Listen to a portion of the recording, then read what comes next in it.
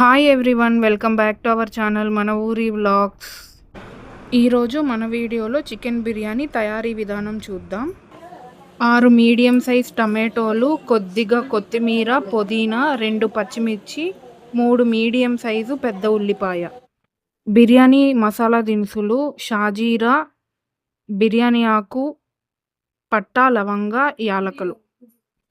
తరువాత నెయ్యి. మనము హోమ్ మేడ్ నెయ్యి యూజ్ చేయడం వల్ల బిర్యానీ చాలా రుచిగా ఉంటుంది. అల్లం వెల్లుల్లి పేస్ట్.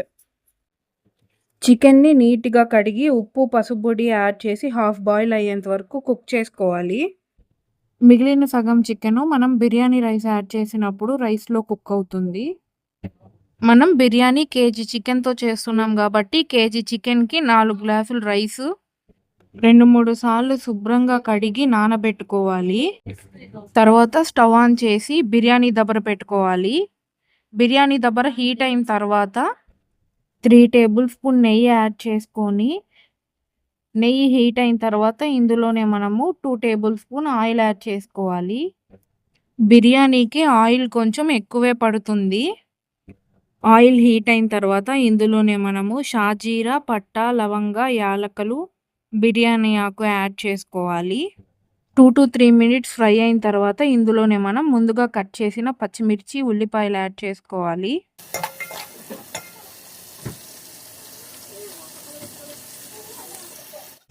ఉల్లిపాయలు ఫ్రై అయిన తర్వాత ఇందులోనే మనము టమాటోస్ యాడ్ చేసుకోవాలి. టమాటోస్ యాడ్ చేసిన తర్వాత కల్లుప్పు యాడ్ చేయాలండి. కల్లుప్పు యాడ్ చేయడం వల్ల టమాటోలు అనేటివి తొందరగా మగ్గుతాయి. ఇప్పుడు మనం క్లోజ్ చేసి ఒక 10 మినిట్స్ కుక్ చేసుకుందాం. ఒక 10 నిమిషాల తర్వాత మూత తీసి చూద్దాం. చూసారా, టమాటోలు అన్నవి మెత్తబడ్డాయి.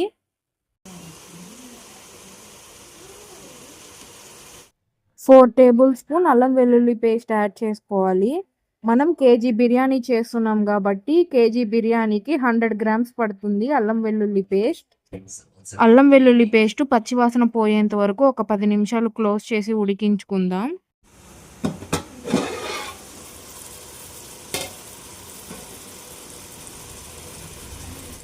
అల్లం వెల్లుల్లి పేస్టు, టమాటో, ఆనియన్స్ అన్నీ బాగా మగ్గాయి. ఇందులోనే కొత్తిమీర, పుదీనా యాడ్ చేసుకొని 2 to 3 మినిట్స్ ఫ్రై చేసుకోవాలి.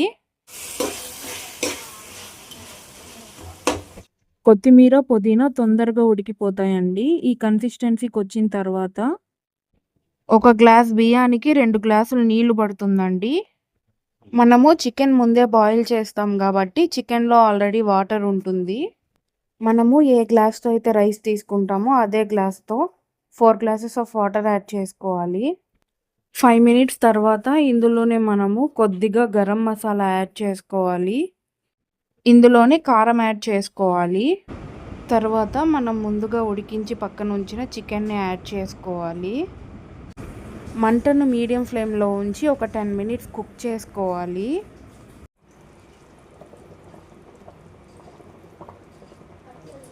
మనం ముందుగా నానబెట్టి పక్కన ఉంచిన రైస్ని యాడ్ చేసుకోవాలి. రైస్ మొత్తం యాడ్ చేసి మంటను మీడియం ఫ్లేమ్లో ఉంచి క్లోజ్ చేసి ఒక 20 మినిట్స్ కుక్ చేసుకోవాలి. 20 మినిట్స్ తర్వాత రైస్ అనేది హాఫ్ కుక్ అయింది.